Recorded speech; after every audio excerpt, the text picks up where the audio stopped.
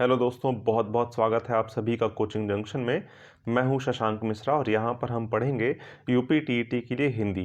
यदि आप UP TET की तैयारी कर रहे हैं या करना चाहते हैं तो अभी जुड़ें कोचिंग जंक्शन से। इसके लिए आपको करना क्या होगा कि आप प्ले स्टोर पे जाएं और कोचिंग जंक्शन ऐप को डाउनलोड करें और वहां से खुद को एनरोल कर लें, या तो आप डिस्क्रिप्शन में दिए गए नंबर पर भी संपर्क करके जो है अधिक जानकारी प्राप्त कर सकते हैं। यूपी टीईटी का जो हमारा अगला बैच है वो 20 फरवरी से शुरू हो रहा है, तो जल्द से जल्द इसमें एनरोल करें और सफलता के लिए अपने कदम को आगे बढ़ाएं।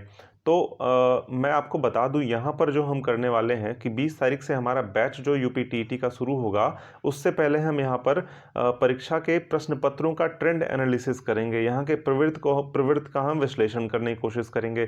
किस तरह के प्रश्न पूछे जा रहे थे और किस तरह के प्रश्न पूछे जा रहे हैं, इनमें किस तरह के बदलाव आए हैं और हमें अपनी पढ़ाई में किस तरह के बदलाव करने की आवश्यकता है जिससे हम जो है अपनी सफलता सुनिश्चित कर सकें।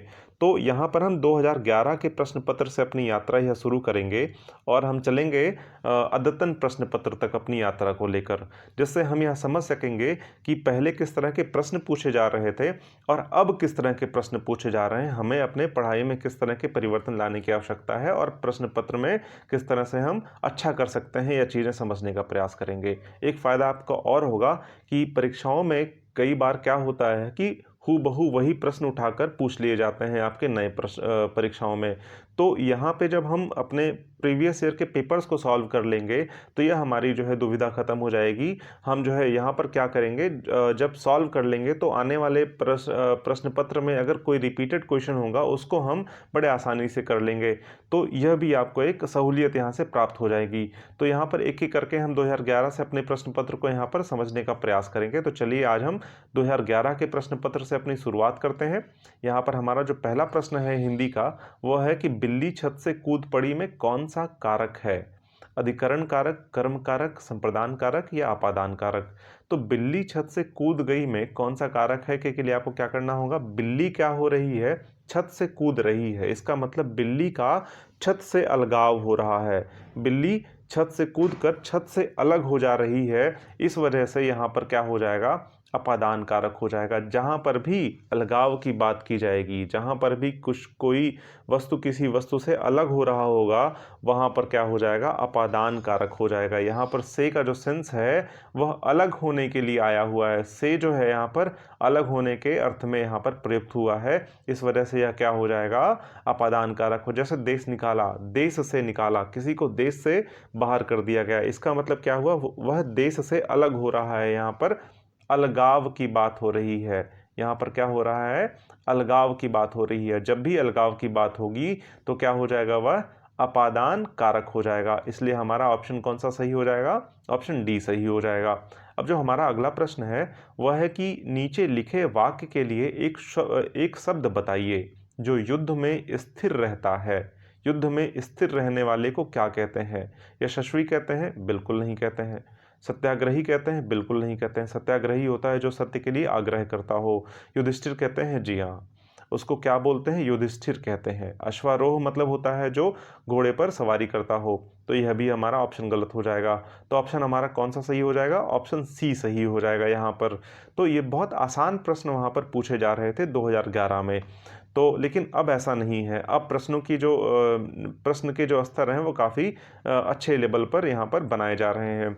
तो जो युद्ध में स्थिर रहता है उसके लिए जो एक शब्द है वह क्या है, युधिष्ठिर। उसको क्या बोलते हैं, युधिष्ठिर बोलते हैं। अब जो हमारा अगला प्रश्न है वह है शैव कहते हैं। शैव किसको कहते हैं?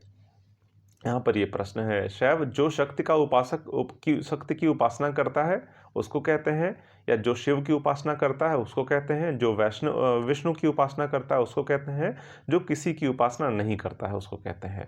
तो जो हमारा सही उत्तर है वह है ऑप्शन बी। शिव की उपासना करने वाले को हम क्या कहते हैं, शैव कहते हैं। जो शिव की उपासना करता है उसको हम क्या कहते हैं, शैव कहते हैं। जो विष्णु की उपासना करता है उसको हम क्या बोलते हैं, वैष्णव बोलते हैं। वैष्णव, यहाँ पर उसको हम वैष्णव कहते हैं। वैष्णव और शैव संप्रदाय जो है, इन्हीं जो है उपासना के पद्धतियों के हिसाब से ही शुरू किया गया था। शिव की उपासना करने वाले को शैव कहते हैं और विष्णु की उपासना करने वाले को वैष्णव कहते हैं। अब हम चलते हैं अपने अगले प्रश्न पर। हमारा जो अगला प्रश्न है वह है वाचाल कहते हैं। वाचाल किसको कहते हैं? जो जल्दी चलता हो, जिसकी चाल ठीक ना हो, जो बहुत बोलता हो, जो चुप रहता हो। तो चुप रहने वाले के लिए मौन शब्द का प्रयोग किया था, इसलिए यह नहीं होगा। इसके लिए किसी शब्द का वैसे विशेष प्रयोग नहीं किया जाता है, इसलिए यहाँ पर जो हमारा ऑप्शन सही हो जाएगा वो हो जाएगा ऑप्शन सी सही हो जाएगा। जो बहुत अधिक बोलता है उसको कहते हैं वाचाल। और हमारा जो अगला प्रश्न है उस पर हम सीधा चलते हैं। श्याम धीरे धीरे चलता है। यहाँ पर धीरे धीरे शब्द है, क्या है? क्रिया है, विशेषण है, क्रिया विशेषण है, या इनमें से कोई नहीं है? तो यहाँ पर चलना क्या है? यहाँ पर चलता लिखा हुआ है, और चलता क्या है? आपको पता है कि चलता क्रिया है। चलता यहाँ पर क्रिया है, और जब क्रिया के बारे में बात की जा रही है, चलना चलता है और किस तरह चलता है? वह धीरे धीरे चलता है, कोई तेज तेज चलता है। यहाँ चलने की बात कही जा रही है, चलने की विशेषता बताई जा रही है, और जब क्रिया की विशेषता बताई जा रही होती है तो वहाँ पर क्या होता है? क्रिया विशेषण होता है। यहाँ देख रहे हैं ना प्रश्न पत्र कितने आसान है। यहाँ पर आप कुछ नहीं पढ़ते हैं अगर हिंदी को, तो भी यहाँ पर आप प्रश्नों को आसानी से सॉल्व कर ले जाएंगे। तो 2011 में इस तरह के प्रश्न पूछे जा रहे थे। तो जब क्रिया की विशेषता बताई जाएगी तो वहाँ पर क्या हो जाएगा? क्रिया विशेषण। जब संज्ञा की विशेषता बताई जाएगी तो वह क्या हो जाएगा? विशेषण हो जाएगा। अब यहाँ पर देखते हैं अपना 36 से 38 तक के शब्द में प्रयुक्त उपसर्ग के बारे में यहाँ पर कहा जा रहा है। यहाँ पे कौन से उपसर्ग प्रयुक्त हुए हैं, तो हम देख लेते हैं इसको कि यहाँ पर कौन से उपसर्ग। यहाँ पर अपमान में कौन सा उपसर्ग है आपको यह बताना है। तो कुछ नहीं करना आपको, आप एक काम करें, दो भागों में इस शब्द को तोड़ दें। अगर दोनों के अर्थ सार्थक निकल रहे हैं, एक भाग का अगर बाद वाले भाग का अर्थ अगर सार्थक निकल रहा है, तो उसके पूर्व जो भाग बच जाता है शब्द का, वही जो है उसका क्या हो जाता है? उपसर्ग हो जाता है। जैसे यहाँ पर अपमान लिखा हुआ है, चलिए हम इसको तोड़ देते हैं दो बराबर भागों में। तो यह क्या हो जाएगा? अप, और क्या हो जाएगा? मान। यहाँ पर मान, मान का सार्थक अर्थ तो निकल रहा है यहाँ पर, तो हमारा जो उपसर्ग होगा वह क्या हो जाएगा? अप हो जाएगा। क्या यहाँ पर कहीं ऑप्शन में है अप? अप यहाँ पर ऑप्शन में डी में है, तो हमारा सही उत्तर क्या हो जाएगा? अपमान का। अब देखा ना आपने, उपसर्ग आपने नहीं पढ़ा है, लेकिन यह ट्रिक आपको इस बात में सहूलियत देती है कि आप आराम से यहाँ पर चीज़ों को कर ले जाएंगे। तो यहाँ पर अप जो है हमारा क्या हो जाएगा? सही उत्तर हो जाएगा। अब हमारा अगला प्रश्न है कि दुर्वस्था, दुर्वस्था में कौन सा उपसर्ग है? तो यहाँ पर हम इसको इसी ट्रिक से हम इसको भी सॉल्व करने का प्रयास करें, बिल्कुल करेंगे। तो यहाँ पर देखते हैं, यहाँ पर दुर लिखते हैं, और यहाँ पर अवस्था हो जाएगा। ये अवस्था, अवस्था यहाँ पे आधा रा है, इसलिए यहाँ पर आ जुड़ गया। अगर यहाँ पे पूरा र लिखते तो क्या हो जाता? वस्था हो जाता। इसको हमको बराबर करना है ना, इसको हमें एक सेंस लाना है ना, यहाँ पर कोई एक सेंस आए, अवस्था का एक सेंस निकल रहा है। तो इसके पहले का जो शब्द है, जो पहले का भाग है, वह क्या हो जाएगा? उपसर्ग हो जाएगा। और यह हमें कहाँ ऑप्शन में दिख रहा है? ऑप्शन बी में हमको दिख रहा है। तो हमारा उत्तर कौन सा हो जाएगा? दुर। हमारा दुर्वस्था में जो हमारा उपसर्ग है वह क्या हो गया? दूर हो गया। बहुत आसान है, यहाँ पर कुछ नहीं करना आपको, बस आपने नहीं पढ़ा फिर भी आपका यहाँ पर यह सॉल्व हो जाएगा। अब इसी तरह से 38वां प्रश्न है, मुझे पूरा यकीन है कि इसको आप बिना बताए कर लिए होंगे। अब तक आपने इसको सॉल्व कर लिया हो। पराजय में कौन सा उपसर्ग है? यहाँ पर देखते हैं हम इसको, परा लिखते हैं और यहाँ पर जय लिखते हैं। जय का एक सेंस निकल रहा है, यहाँ पर परा बसता है, यही क्या हो जाएगा? हमारा उपसर्ग हो जाएगा। अच्छा इधर नहीं है, वहाँ पर हमको कहाँ मिलता है? ऑप्शन सी में। यहाँ पर इसको हमको ये हमको प्राप्त होता है, तो हमारा इसके लिए क्या हो जाएगा? ऑप्शन सी सही हो जाएगा। तो 38 का पराजय में कौन सा उपसर्ग है? परा उपसर्ग है, यह हमारा सही हो गया। अब हम चलते हैं अपने अगले प्रश्न पर। हमारा जो अगला प्रश्न है वह है घुमक्कड़ में कौन सा प्रत्यय, यहाँ पर प्रत्यय पूछा गया है आपसे, यहाँ पर प्रत्यय पूछा गया है, यहाँ पर आपसे क्या पूछा गया है? प्रत्यय। तो आपको बताना है कि घुमक्कड़ में कौन सा प्रत्यय लगा हुआ है, यहाँ पर प्रत्यय आपको बताना है। तो घुमक्कड़ में सेम उसी तरह से आपको करना है जिस तरह से आपने उपसर्ग के लिए किया था। यहाँ पर घूम लिख दिया आपने, यहाँ पर क्या लिख दिया आपने? घूम, घूम, और यहाँ पर अक्कड़, अक्कड़ यहाँ पर हो गया, घुमक्कड़ हो गया ना ये। अब इसका जो अर्थ निकलेगा वो क्या हो जाएगा? घुमक्कड़ हो जाएगा। तो यहाँ तो ये सार्थक हो जा रहा है, और अक्कड़ यहाँ पे ऑप्शन में आपको कहीं पर दिख रहा है क्या? देखिए एक चीज़ और मैं आपको बता दूं, उपसर्ग होता है जो किसी भी शब्द के पहले लगता है, प्रत्यय होता है जो किसी शब्द के बाद में लगता है। तो यहाँ पर प्रत्यय पूछा है, यहाँ पर बाद में लगा हुआ है अक्कड़, तो ऑप्शन बी में है यह अक्कड़ यहाँ पर। तो हमारा जो सही उत्तर क्या हो जाएगा, ऑप्शन बी सही हो जाएगा। ठीक इसी तरह से प्रश्न नंबर 40 है। 40 को सॉल्व करें कि डिबिया में कौन सा प्रत्यय है, आपसे पूछा जा रहा है। तो डिबिया में, डिब्बा में इया जोड़ते हैं अगर हम, ठीक इसी तरह से इसको करने का प्रयास करेंगे तो डिब्बा में जब इया जोड़ेंगे तो यह क्या हो जाएगा, डिबिया हो जाएगा। यह स्त्रीलिंग, डिब्बा का स्त्रीलिंग क्या, डिबिया। तो यहाँ पर क्या हो गया, यह इया प्रत्यय जोड़ देने पर हमको क्या प्राप्त हो जाता है, डिबिया प्राप्त हो जाता है। और इसी तरह से हमारा जो अगला प्रश्न है वह भी है, भिक्ष में हम उक जोड़ दें तो क्या हो जाता है, भिक्षुक हो जाता है। यहाँ पर उक प्रत्यय जोड़ देने से क्या हो जाता है, भिक्ष में भिक्षुक हो जाता है। और उक यहाँ पर कहाँ पर है, उक हमारा ऑप्शन नंबर सी में है। तो हमारा सही उत्तर क्या हो जाएगा, ऑप्शन सी हो जाएगा। भिक्षुक में कौन सा प्रत्यय है, भिक्षुक में उक प्रत्यय है। तो हमारा सही आंसर भिक्षुक में उक प्रत्यय के साथ हो जाएगा ऑप्शन नंबर सी। अब हम चलते हैं अपने अगले प्रश्न पर। जो हमारा अगला प्रश्न है वह है द्विगु समास का उदाहरण है।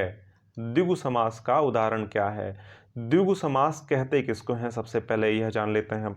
द्विगु समास कहते हैं जहां पर भी संख्या की बात की जाए, संख्या की बात की जाए और साथ में यहां पर संज्ञा हो। ऐसा कोई शब्द आपको मिले संख्या प्लस शब्द संज्ञा वाला, तो वह क्या हो जाता है, द्विगु समास हो जाता है। यहाँ पर माता पिता में ऐसा है क्या, नहीं, ऐसा नहीं है। यहाँ पे संख्या की बात नहीं है। यथाशक्ति में क्या है, यहाँ पर संख्या है क्या, नहीं है। पीताम्बर में संख्या है क्या, नहीं है। यहाँ पर संख्या किसमें है, नवग्रह में है, नवग्रह। इस वजह से नव मतलब 9, यहाँ पर 9 की बात की जा रही है, तो यह क्या हो जाएगा, द्विगु समास हो जाएगा। माता पिता क्या हो जाएगा, माता पिता द्वंद्व समास हो जाएगा। माता पिता यह दोनों अपने स्वतंत्र अर्थ रखते हैं, इस वजह से माता पिता क्या हो जाएगा, द्वंद्व समास हो जाएगा। यथाशक्ति क्या हो जाएगा, यथाशक्ति जो है हमारा जो समास हो जाएगा वह हो जाएगा यहाँ पर अव्ययी भाव समास। यहाँ पर क्या हो जाएगा, यह अव्ययी भाव समास हो जाएगा। और पीताम्बर क्या हो जाएगा, पीत है, पीला है जिसका अंबर अर्थात भगवान विष्णु। यहाँ पर क्या हो जाएगा, यह बहुव्रीहि समास हो जाएगा यह। तो यहाँ पर हमने यह समझ लिया, एक ही प्रश्न में हमने 4 चीज़ों को अपने समझ लिया। अब हमारा जो अगला प्रश्न है वह है हिंदी किस लिपि में लिखी जाती है। हिंदी किस लिपि में लिखी जाती है, तो आपको पता है कि हिंदी किस लिपि में लिखी जाती है, देवनागरी लिपि में लिखी जाती है। तो हमारा सही ऑप्शन क्या हो जाएगा, हमारा सही ऑप्शन हो जाएगा ऑप्शन बी। हिंदी देवनागरी लिपि जो है वह नेपाली के लिए भी प्रयुक्त होती है। नेपाली, आपसे प्रश्न पत्र अगर पूछा जाए, एक मिनट, यहाँ पर देवनागरी जो लिपि है वह नेपाली के लिए भी प्रयुक्त होती है। और किसके लिए प्रयुक्त होती है, यह गुजराती के लिए प्रयुक्त होती है, गुजराती। और साथ साथ किसमें, मराठी के लिए, मराठी। देवनागरी लिपि में यह तीनों जो है भाषाएं लिखी जाती हैं। साथ साथ हिंदी तो लिखी ही जाती है, देवनागरी लिपि। गुरुमुखी लिपि में कौन सी भाषा लिखी जाती है, पंजाबी लिखी जाती है, पंजाबी।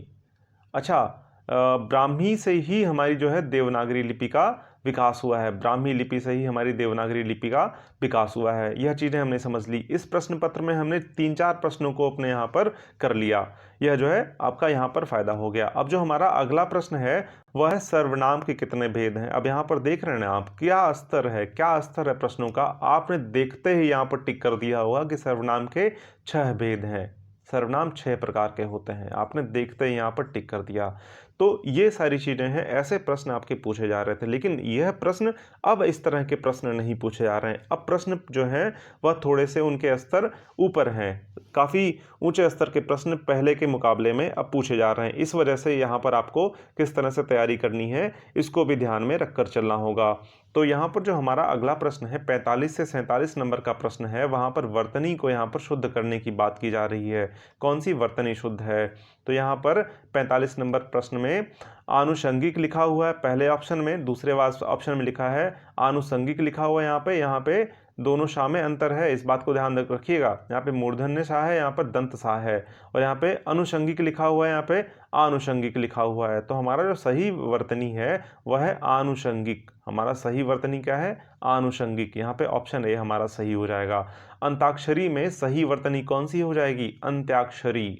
अंत्याक्षरी क्या हो जाएगा? यह अंत्याक्षरी। सही वर्तनी हमारी क्या हो जाएगी? ऑप्शन बी हो जाएगी। यहाँ पर कुछ करना नहीं है विशेष, इस वजह से हम यहाँ पर सिर्फ आंसर्स को देख ले रहे हैं। और कई बार यही प्रश्न आपसे हूबहू ऐसे ही पूछ लेते हैं, अंताक्षरी ही पूछ लिया जाता है। कई बार ये रिपीटेड क्वेश्चंस हैं। आनुषंगिक तो कई बार रिपीटेड भी है, यह जो है रिपीट भी किया गया कई बार, एज इट इज रिपीट कर दिया गया है। तो यहाँ पर देख लेते हैं सुषमा, यहाँ पर कैसे लिखा जाएगा? सुषमा किस तरह से लिखा जाएगा चार ऑप्शन में? तो सुषमा लिखा जाएगा इस तरह से, ऑप्शन ए में जिस तरह से लिखा हुआ है। यहाँ पर क्या होगा? मूर्धन्य शाह होगा बीच में। तो यहाँ पे सुषमा का सही जो है वर्तनी क्या है? ऑप्शन ए है। इस वजह से यहाँ पर ऑप्शन ए हो जाएगा। अब यहाँ पर अगला प्रश्न कह रहा है कि निम्नलिखित में से कौन सा बादल का पर्यायवाची है? बादल का पर्यायवाची क्या है? नीरद, नीरज, अंबुज या अंबु।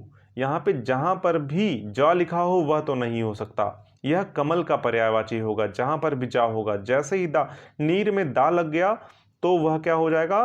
बादल का पर्यायवाची। और नीर में जा लग गया वह क्या हो जाएगा? कमल का पर्यायवाची हो जाएगा। तो यहाँ पर नीर में जहाँ पर जा लगा हुआ है वही हमारा सही विकल्प हो जाएगा। जहाँ पर भी जा दिखे पंकज, यहाँ पे अंतिम में जा है तो यह कमल का पर्यायवाची है। यहाँ पे जहाँ पर भी आपको दा लिखे, दा मिले, यहाँ पर क्या हो जाएगा? वह बादल का पर्यायवाची। और जहाँ पे जा मिले वह क्या हो जाएगा? जो है कमल का पर्यायवाची हो जाएगा। इसलिए हमारा ऑप्शन क्या सही हो जाएगा? यहाँ पर बादल का पर्यायवाची नीरद हो जाएगा। अब यहाँ पर हमारा जो अगला प्रश्न है वह कहता है कि यहाँ पर इंद्रियों को जीतने वाला कहलाता है। इंद्रियों को जीतने वाला क्या कह, इंद्रियों को जीतने वाले के लिए एक शब्द क्या है? दूरदर्शी? नहीं, दूरदर्शी मतलब होता है दूर तक देख सकता हो। दत्तचित्त? नहीं, दत्तचित्त भी नहीं होगा। कुशार बुद्धि? कुशार बुद्धि का मतलब तो होता है बहुत तीक्ष्ण बुद्धि, बहुत तीव्र बुद्धि जिसकी हो उसको तो कुशाग्र बोलते हैं। कुश आपने देखा ना, दूब होती है, घास, घास के आगे का जो पार्ट होता है, जो उसका टिप होता है, बहुत शार्प होता है, वो बहुत नुकीला होता है। यहीं से कुशाग्र जो है, कुशाग्र शब्द की उत्पत्ति हुई है। कुश के अग्र का भाग, जो कुश के आगे वाला भाग है वह बहुत तीक्ष्ण होता है, बहुत तीव्र होता है। यहीं से इस शब्द की उत्पत्ति हुई है। तो कुशाग्र बुद्धि मतलब क्या होता है? बहुत तीव्र बुद्धि वाला, बहुत तीक्ष्ण बुद्धि वाला। तो यह तो ऑप्शन में हो नहीं सकता, यह जो है हमारा सही उत्तर हो नहीं सकता। तो हमारा सही उत्तर क्या हो जाएगा? ऑप्शन डी हो जाएगा, जितेंद्रिय। जितेंद्रिय हमारा सही उत्तर हो जाएगा।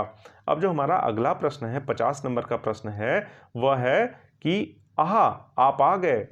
यहाँ पर आहा शब्द है, आहा शब्द क्या है? आहा शब्द संज्ञा है क्या? कतई नहीं, संज्ञा तो हो ही नहीं सकता। ये संज्ञा किसी व्यक्ति वस्तु नाम को संज्ञा बोलते हैं ना भाई, तो संज्ञा नहीं हो सकता यह, तो यह नहीं हो सकता। आहा क्या है? संज्ञा तो नहीं है। आहा सर्वनाम है क्या? आहा सर्वनाम भी नहीं है, बिल्कुल नहीं है। विशेषण है क्या? बिल्कुल नहीं है। तो हमारा जो ऑप्शन बचता है वह बचता है ऑप्शन सी, अव्यय है। आहा क्या है? अव्यय है। यहाँ पर आहा क्या है? ऑप्शन सी हमारा सही हो गया, वह क्या है? अव्यय है। अब जो हमारा अगला प्रश्न है वह है निम्नलिखित में से पुल्लिंग शब्द कौन सा है? पुल्लिंग शब्द यहाँ पर पूछा जा रहा है आपसे। नदी है क्या? नदी भैया नहीं होगी, नदी बहती है तो नदी तो नहीं होगी। इलायची भी नहीं होगा। यहाँ पर प्यास नहीं होगा बिल्कुल। यहाँ पर क्या हो जाएगा? पानी जो हमारा शब्द है यह क्या हो जाएगा? पुल्लिंग हो जाएगा। यहाँ पर पानी पुल्लिंग हो जाएगा। अब जो हम चलते हैं अपने अगले प्रश्न पर। हमारा अगला प्रश्न है कि पवन का संधि विच्छेद है। पवन का संधि विच्छेद क्या हो जाएगा? पवन, यहाँ पे पवन के लिए कौन सी संधि होगी पहले ये हम देख लें। पवन के लिए अयादि संधि होगी। अयादि, अयादि। हम यह संधि में बहुत डिटेल में इन सारी चीज़ों को पढ़ेंगे। एक भी प्रश्न आपका संधि वगैरह से कहीं नहीं जाने वाला है। सारे के सारे प्रश्न ऐसे ही यहाँ पे आपके आराम से हो जाएंगे। अयादि संधि, यहाँ पर अयादि संधि है। जैसे आए आए, आव आए, तो अब आए, तो वह क्या होता है? अयादि संधि होता है। और यहाँ पर इसका जो सही संधि विच्छेद हो जाएगा यह क्या हो जाएगा? पोधन अन हो जाएगा। पवन, अब आया है ना, पवन में अब आया है तो क्या हो जाएगा? यह सही संधि विच्छेद इसका पवन हो जाएगा। यहाँ पर पवन के लिए सही संधि विच्छेद पोधन अन हो जाएगा। तो हमारा सही उत्तर क्या हो गया? ऑप्शन सी सही हो गया। अब जो हमारा अगला प्रश्न है, मनोरथ का संधि विच्छेद है। मनोरथ का संधि विच्छेद क्या होगा? अच्छा, इसको हम इस तरह से कर सकते हैं। आपको पता है कि यहाँ पर ओ की मात्रा आया तो या तो गुण संधि होगा या तो विसर्ग संधि होगा, इन दोनों में से एक हो सकता है, लेकिन आपको कन्फ्यूजन है यह क्या होगा। तो एक काम करिए, यहाँ पर एक बार इसको मनोधन रथ करने की कोशिश करते हैं, इसको लिखने की कोशिश करते हैं। मनोधन रथ क्या सार्थक शब्द बन के आता है क्या? दोनों यहाँ कर लेते हैं। मनोधन रथ, क्या मनो का कोई शब्द, मनो शब्द का कोई सार्थक अर्थ निकल रहा है क्या? यहाँ पर कोई नहीं, मनो शब्द का कोई सार्थक अर्थ नहीं है। रथ का तो सार्थक अर्थ है, लेकिन मनो का कोई भी सार्थक अर्थ नहीं निकल रहा है, इसलिए यहाँ पर हम इसको मनः एक बार करके देखते हैं। मनः, यहाँ पर जब हमने यहाँ पर मनः लिखा तो यहाँ पर हमारा एक सार्थक अर्थ निकल कर आता है और क्या हो जाता है? मनः रथ हो जाता है, मनः रथ।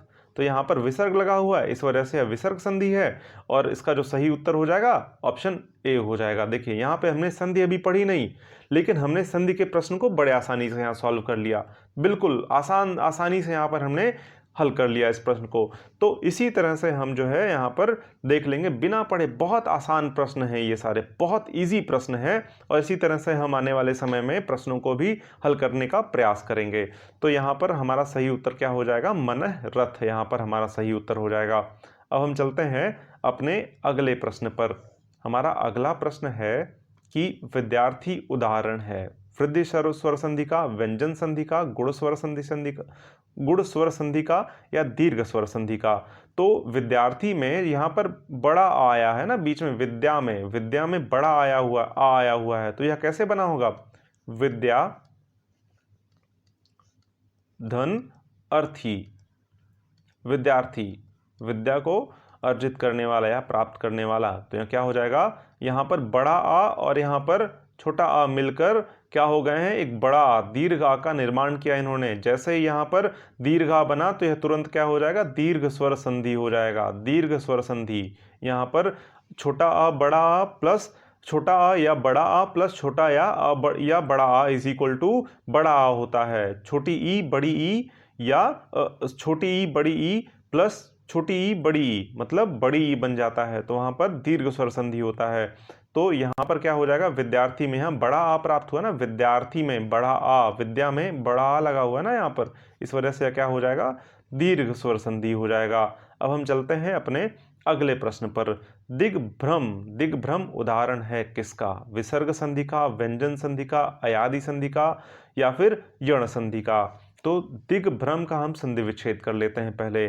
तो दिग का संधि विच्छेद करेंगे तो दी आधा ग, यहाँ पर जैसे ही आधा ग आपको मिला आपने तुरंत कह दिया यह व्यंजन संधि है, यहाँ पर व्यंजन है, यहाँ पर कुछ और करना ही नहीं है। व्यंजन संधि में क्या होता है? एक व्यंजन दूसरे स्वर या व्यंजन से मिलता है, यहाँ पर व्यंजन ही ना मिल रहा है। अब जो भी होगा इसके आगे यहाँ पर व्यंजन हो या स्वर हो इससे मतलब नहीं है, लेकिन यह व्यंजन, यहाँ पर यह व्यंजन ही है ना, यहाँ पे आधा गा है, इसको हम फिर से लिख लेते हैं एक बार मिटा के इसको साफ साफ। तो यहाँ पर क्या है? यहाँ पर दिग यहाँ पर लिखा हुआ है ना, इसको लिखते हैं दिग, आधा गा, यहाँ पर आधा गा है ना, तो दिग यहाँ पर जो भी है, अब इसका आगे यहाँ पर स्वर हो या व्यंजन हो इससे हमको कोई मतलब नहीं, यहाँ पर हमारा व्यंजन आ गया, और जब यहाँ पर व्यंजन आ गया तो हम सीधा सीधा क्या बोल देंगे? यह व्यंजन संधि हो जाएगा, क्योंकि यहाँ पर एक व्यंजन दूसरे स्वर या व्यंजन से जब मिलता है तो वह क्या हो जाता है? व्यंजन संधि हो जाता है। तो हमारा सही ऑप्शन क्या हो जाएगा? ऑप्शन सी सही हो जाएगा। अब हम चलते हैं अपने अगले प्रश्न पर। हमारा जो अगला प्रश्न है वह है आकाश पाताल के बीच लगने वाला यह चिन्ह जो है वह क्या है? क्या यह अल्प विराम है? बिल्कुल नहीं। अल्प विराम कैसे लगता है? इस तरह से लगता है। विस्मय बोधक चिन्ह है? बिल्कुल नहीं। विस्मय बोधक चिन्ह तो यह होता है। उद्धरण चिन्ह है? बिल्कुल नहीं। उद्धरण चिन्ह तो इस तरह से लगता है। तो यह क्या हो गया? योजक चिन्ह हो गया। यह ऑप्शन सी सही हो जाएगा। यहाँ पर आपने इसको नहीं पढ़ा है मान लिया, लेकिन आपने तीनों क्वेश्चन को हिट एंड ट्रायल किया, आपने लगाने की कोशिश करी और आपने बताया यह तीनों तो नहीं सही हो रहे हैं, तो जो ऑप्शन बचता है वही सही होगा। कॉमन सी बात है, बस साधारण सी बात है। तो यहाँ पर जो हमारा सही ऑप्शन है वह कौन सा हो जाएगा? ऑप्शन सी सही हो जाएगा। अब हम चलते हैं अपने अगले प्रश्न पर। हमारा जो अगला प्रश्न है वह है यह नई साड़ी है। वाक्य में नई शब्द है। नई शब्द क्या है? सर्वनाम है? बिल्कुल नहीं है। सर्वनाम तो हो ही नहीं सकता। क्रिया है, बिल्कुल नहीं। नहीं तो क्रिया हो ही नहीं सकता। क्रिया विशेषण है, सोचते हैं। विशेषण है, बिल्कुल सोचते हैं। रुकिए सोच के बताते हैं। तो हमने क्या देखा है, जब संज्ञा के पहले कोई भी यहाँ पर संज्ञा के बारे में कोई बात कही जाएगी तो वह क्या होगा, विशेषण होगा। जब क्रिया के बारे में कोई बात कही जाएगी तो वह क्या होगा, क्रिया विशेषण होगा। यहाँ पे साड़ी के बारे में बताया जाए, साड़ी कैसी है, साड़ी नई है। जब साड़ी के बारे में बताया गया तो साड़ी क्या है, नई है। जैसे ही साड़ी के बारे में बताया गया तो हमने देखा साड़ी नई है तो क्या हो जाएगा, यह विशेषण हो जाएगा। और साड़ी क्या है, संज्ञा होती है। तो यहाँ पर क्या हो जाएगा, यहाँ पर साड़ी विशेषण हो, नई क्या हो जाएगा, यह विशेषण हो जाएगा। यहाँ पर अगर यह क्रिया होता और इसके पहले यहाँ पर कुछ होता तो वह क्रिया विशेषण हो जाता, लेकिन यहाँ पर तो संज्ञा है, संज्ञा के बाद पहले नई शब्द है तो यहाँ पर क्या हो जाएगा, यह विशेषण हो जाएगा। हमारा सही उत्तर क्या हो जाएगा, ऑप्शन डी हो जाएगा। अब हम चलते हैं अपने अगले प्रश्न पर। हमारा जो अगला प्रश्न है वह नीचे दिए गए विकल्पों में तत्सम शब्द का चयन करिए। तत्सम शब्द का आपको चयन करना है। यहाँ पर तत्सम शब्द कहते किसको हैं, जो शब्द मूल रूप से संस्कृत का हो और एज इट इज वह प्रयोग होता हो, हू बहू उसी तरह का प्रयोग होता हो, वह तत्सम है। तत्भव शब्द कहते हैं जो अपने रूप में परिवर्तन कर लिया समय के बाद। जिन शब्दों में रूप परिवर्तन हो गया समय के साथ साथ वह है तत्भव शब्द। तो यहाँ पर आम्र जो है वह संस्कृत का शब्द है। यहाँ पर आम्र जो है संस्कृत का शब्द है। अब हम इसको क्या किस नाम से जानते हैं, आम के नाम से जानते हैं। यह तत्भव है। आम क्या है, तत्भव है। और आम्र क्या है, तत्सम है। शहीद तो हिंदी का शब्द है ही नहीं, शहीद तो फारसी का शब्द है। यहाँ पर शहीद तो हो ही नहीं सकता। जो विदेशी शब्द हैं इनको हम लेंगे ही नहीं। तत्सम तत्भव इनके लिए होगा नहीं। तत्सम तत्भव भाई संस्कृत के लिए होता है। जो संस्कृत के शब्द हैं जो आज दूसरे तरह से इस्तेमाल किए जा रहे हैं उनके लिए तत्सम और तत्भव होता है। शहीद तो होगा ही नहीं। दूध, दूध जो है वो तत्भव शब्द है। दूध तत्भव है। इसका तत्सम क्या है, दुग्ध। दूध का तत्सम क्या है, दुग्ध है। और खिड़की यह तो देशज भाषा का शब्द है। यह नहीं होगा, यह नहीं होगा, यह भी नहीं होगा। तो हमारा ऑप्शन कौन सा बचता है, ऑप्शन ए बचता है। यहाँ पर कुछ रॉकेट साइंस नहीं है। चीज़ें आपने यहाँ पर देखी, सामने सामने हिट किया और ट्रायल किया, आपने देखा यह तीनों तो नहीं होंगे, बस हमारा ऑप्शन ए सही हो गया। तो चीज़ों को इस तरह से समझने का प्रयास करेंगे हम, एक एक विकल्प के तह में जाकर उसको समझने का प्रयास करेंगे, तभी हमारे प्रश्न को हल करने में हमको बहुत ज़्यादा सहूलियत मिल सकती है। तो यह जो है हमारा ऑप्शन ए सही हो गया इसमें। अब हम चलते हैं अपने अगले प्रश्न पर। हमारा जो अगला प्रश्न है वह कहता है कि दिए गए विकल्पों में तत्भव शब्द का चयन करिए। तत्भव शब्द कौन सा है, बैंक। बैंक तो अंग्रेजी का शब्द है, यह तो हो नहीं सकता, विदेशी शब्द है। अग्नि, अग्नि जो है यह तत्सम शब्द है। इसका जो तत्भव है वह है आग। यह हमसे पूछा क्या है, तत्भव पूछ रहा है, तत्सम थोड़े ना पूछ रहा है। तो यह तो होगा नहीं। हमने दो विकल्प को हमने यहाँ पर अलग कर दिया, दो विकल्प हो ही नहीं सकते। और यहाँ पर अमीर, यह तो हिंदी का शब्द है ही नहीं। जो हिंदी का शब्द ना हो उसको तुरंत हटा देना है। यह उर्दू में प्रयोग होता है भाई, यह शब्द उर्दू में प्रयोग होता है यह शब्द, तो यह हमारा होगा नहीं। यह दोनों बैंक और अमीर तो हट गए। अग्नि का जो है तत्भव तत्सम है यह, इसका तत्भव क्या होता है, आग होता है। हमारा बचा क्या, मुंह बचा। मुंह जो है तत्भव शब्द है। तत्सम शब्द इसके लिए क्या होता है, मुख होता है। इसके लिए तत्सम शब्द क्या होता है, मुख, मुख होता है। यह क्या होता है, मुख। तो मुंह जो है हमारा सही हो जाएगा।